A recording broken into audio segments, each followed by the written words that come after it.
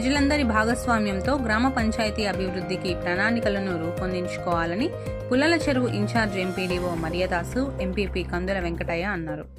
సోమవారం పుల్లల చెరువు మండల పరిషత్ కార్యాలయ సమావేశం భవనంలో పంచాయతీల సర్పంచ్లు, కార్యదర్శులకు 3 రోజుల శిక్షణా తరగతుల్లో భాగంగా తొలి రోజు సమావేశాన్ని ఈవోఆర్డీ శరత్ బాబు ప్రారంభించారు. తొలుత మహాత్మాగాంధీ, డాక్టర్ బిఆర్ అంబేద్కర్ చిత్రపటాలకు పూలమాలలు వేసి నివాళులర్పించారు.